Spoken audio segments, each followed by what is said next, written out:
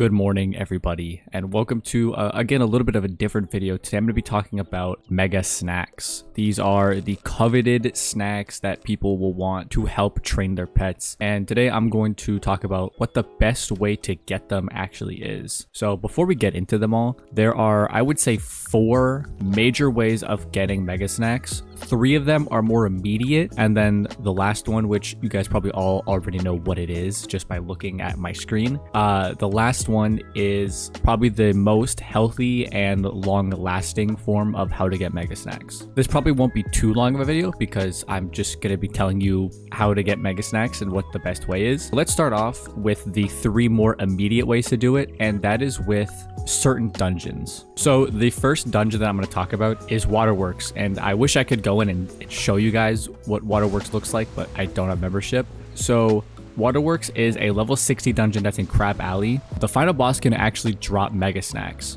So if you do need immediate mega snacks and you get a 4 stack, if you get a squad of 4 people, you can do Waterworks and respawn the final boss over and over through a glitch that's been in the game for a super long time. And it's not against TOS or anything. You won't get banned for the Waterworks respawn. But if you have a stack of 4, you guys go through the entire dungeon, you get to the final boss, you do the final boss, you get your drops, cool. Now you have 3 people stay in that main boss room and have 1 person go into one of the side rooms, like where the puzzles are. They go into that room, they come back out, and then the bosses respawn. And that'll get you another chance of getting more drops. And you can keep doing that over and over again to get your Waterworks gear, to get a mastery amulet, but most importantly in this video is the mega snacks. Now the mega snacks are pretty decent. They're the ones that are like, I believe it's like cherry tomato and golden wheats are the best ones, and then you can get some of the 30s and 35s. I'll pull up the drop table here, but he does have some good mega snacks, but it's not guaranteed every single run. One that is guaranteed every single run, though, is Mirror Lake. And this is in Zafaria, and again, I can't show you, unfortunately. But Mirror Lake is the final dungeon of Zafaria, where you get 2 pixie sticks guaranteed at the end of the dungeon. And there are a lot of maxes that will run through this dungeon occasionally, so if you just hop into team up, you should be able to find some maxes or people that are like level 150 and up to help you if you are lower level. But again, that is a guaranteed 2 pixie sticks at the end of the run. And pixie sticks, if you don't know, they're a 30 XP snack, so while they're not the best, since they are guaranteed, they are pretty good for the time investment, but not nearly as good as the strategy that I'm going to be talking about at the end that leads to something like this in your red barn farm. The final dungeon I'm going to talk about when it comes to getting immediate mega snacks is one that you can find in a lot of housing tours. Now, come closer. Don't tell KI this, but there is a way to access Gauntlets without being friends with the owner of the housing tour. I'm not going to say it on video, but there are Reddit threads that will tell you how to do this, and it's a lot easier if you have a second account to help you. With that being said, you can also just find someone in the community that is pretty big in the Gauntlet section of housing tours, be friends with them, and then that'll simplify the process. But if you don't want to go through all that, there is a way to do it. Okay, now that that's over, Winterbane is a gauntlet that drops a ton of mega snacks, and they're pretty easy to come by, and they should still drop even if you do a lower tier of the dungeon. So if you have an alt account that's like level 1, you can bring them in. It'll make the fights easier, but you should still get drops. And the reason I know that is because these unkind winter boots are a piece of gear that drop from the Winterbane gauntlet, and I have them, and that's because I have an alt account with like a level 10 that I use to run Gauntlet sometimes. And so if I bring a level 10 in this, it will bring the tier down to the lowest level, which makes it easier for my max to just one-hit kill everything, and I'll still get drops, including the mega snacks. So that's the best strategies in Dungeon so far when it comes to getting immediate mega snacks. However, I think there is something even better you could do with your time, but it doesn't result in immediate mega snacks, and that's gardening. Gardening can seem like a boon to all players, but I promise the time investment is so much less on a larger time scale compared to farming something like Mirror Lake or Winterbane. Yes, obviously getting the seeds sucks nowadays because we don't get the double drop seeds from double gardening, but on this account, this is a new Steam account that was made in like 2023, and I've farmed all of these seeds. And obviously it took a while, it took a lot of grinding, but the outcome is a lot more worth it when it comes to mega snacks. And it allows me to make a plethora of pets that are just really good with a time investment that's a lot less than something like Winterbane. If I were to get the same amount of mega snacks, but from Winterbane, it would take me an infinite more amount of hours. So I would say there are 3 major seeds that will help you get mega snacks. There are a couple more like sword ferns and prickly bear cactus and ultra seeds, but I think the 3 that I'm going to talk about are the most consistent. The first one is probably the most popular, and that is couch potatoes. Couch potatoes have the lowest energy cost when it comes to meeting their needs. They only have water, music, and then rank 1 bugs. So if you do that every day, that's a 35 energy expenditure, as opposed to something like deadly helephant ears, which I'm going to talk about in a little bit, but they have a lot higher of an energy expenditure because they have 3 needs and a rank 2 pest. And couch potatoes can drop from a multitude of sources. I'll talk about where to farm them after I talk about the next 2 seeds. So just keep that in mind. These are couch potatoes. They drop the fancy yogurts, the cantaloupes, and the golden wheat, which are 3 of the best snacks to get. And they also drop these rank 7 snacks and also some rank 6s and 5s that sell for a lot of gold at the bazaar. In addition to that, they also give empowers, which can help you on the player economy in like gamma trading posts, but you can also sell them for gold. And then they also drop these auras, which you can also sell for gold. So couch potatoes just have the best energy expenditure, but getting the most gold and resources out of them.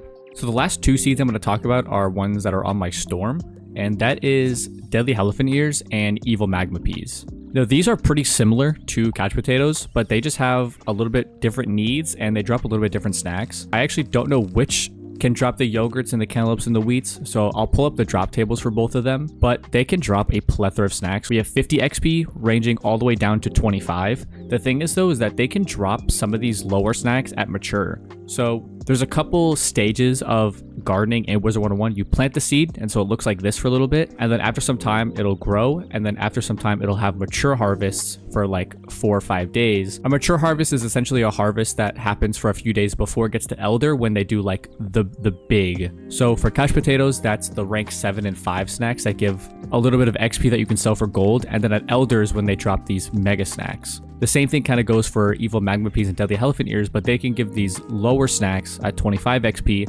while at mature. So you can get a little bit more out of them, but I think they're a little bit harder to come by. So the next natural question might be, where do I farm these seeds? And that's it's a pretty complicated question. I have personally gotten all of these. This is a 69 plot of evil magma peas and deadly helephant ears. Plus I have a couple extra in my shared bank. I finally have more than 69 of those. So eventually I'm going to have a 69 plot of evil magma peas and a 69 plot of deadly helephant ears. But the place where I've gotten all of these is actually Secret Tunnel in Imperia. And it's so much worth it, in fact, that I bought the area with crowns that I got from trivia. I literally did trivia for 15 to 20 days just to buy this area so I could farm Secret Tunnel because of how good the drops are. This is kind of going on a side tangent, but not only does Secret Tunnel, the first 2 fights, drop couch potatoes, evil magma peas, and deadly helephant ears, they also drop flying squid ink, which is a reagent that's super useful for crafting your revered wands, as you can see here. So when you have an account of maxes that you want to craft all these revered wands on, you're going to need quite a bit of flying squid ink. So it's nice to have that stockpile for me while I'm questing up the last few of my characters when I have membership. There is another place in Imperia that's actually quite nearby. It's in the same area, and that is these monkey spiders. And these guys drop a ton of jewels, a ton of really good pet jewels, as well as couch potatoes. I will say though, the monkey spiders are not my favorite of the big ones that you want to farm, but it is definitely an option there if you can 1-round them. If you can 1-round these and you can 1-round Secret Tunnel, I'd recommend farming Secret Tunnel for sure. But that's not available for all people. There are a little bit lower levels in the game. Which leads me to my next recommendation, which is in Mirage, and these are the Death Gulchers. They have a little bit less of a health pool and don't have really any resist, and a ton of people farm them. So you could even find people in the Wizard101 Discord that are farming Gulchers looking for other people, and if you're a lower level, you could just tag on with them and they'll one-shot, and you can get couch potatoes really easily. So that's probably my most common recommendation, is to farm the Death Gulchers. They have a little bit higher drop rate than the next one I'm going to talk about, and a lot of people do farm them. But if you're low level and you're going to be solo farming, my recommendation is in Grizzleheim. I don't think I have Grizzleheim unlocked. Yeah. However, in Grizzleheim in Sarvastad Pass, there are these troubled warriors. They have a little bit lower of a drop rate than the Gulchers, the monkey spiders, and the Secret Tunnel fights, but they are very accessible for lower level people. Having just a few hundred health, they are a good option when it comes to farming in Grizzleheim if you're a low level and you want to get ahead on your snacks. There's also a couple other mobs in Grizzleheim that you can farm. I'm not too sure of the drop rates because I don't believe they're popular, but there's also some split hoof barbarians that you can do, which are like some tusk boar creatures. You can also farm them as well if the troubled warriors are a little too popular. And then some of the other Grendels that you can find in Sarvastad Pass are also available for farming couch potatoes. And honestly, that kind of covers what I think the best places to get mega snacks are. My ultimate recommendation is to farm. If you're a high level, is to farm Secret Tunnel or the Death Cultures to get couch potatoes. If you're a lower level, definitely try to find people that can farm Death Cultures with you. Or if you have to do it alone, then I'd recommend Starvestad Past Troubled Warriors. I'm not going to go into how to make this kind of plot in this video because I think that's a topic for another time. But there are some good guides out there. I'll throw the one up on screen that I use every time I make one of these. She did a really good job with the guide, but you can make these for pretty much any soil because the most guides that are out there are for large soils, which is what couch potatoes are. But if you're doing an Evil Magma Pea and Deadly Helephant Ear garden, these are medium, and you can still make 69 plots just as effective. And this gives them all the likes and everything, so they go faster and faster.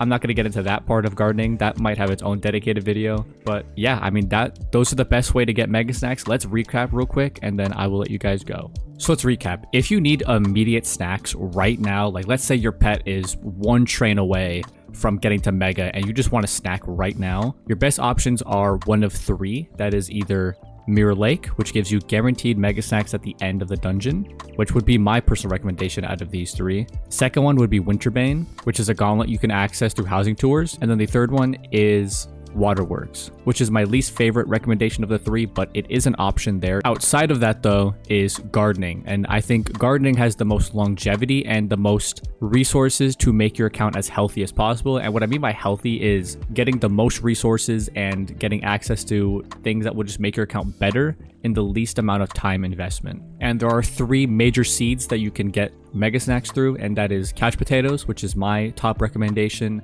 evil magma peas, and then deadly helephant ears. And you can farm these in Mirage, Imperia, or Grizzleheim. There are a few places you can get them. People are usually always farming these places, so if you want to tag along to someone, you can tag along to someone. But yeah, honestly, this video is run on longer than I was expecting. I'm at 23 minutes of recording, so hopefully I can shorten it down in editing. But yeah, that'll be the end of how to get a bunch of mega snacks in Wizard101. If you guys need more information or want a dedicated video on gardening, maybe I'll do that, and I will see you guys next time.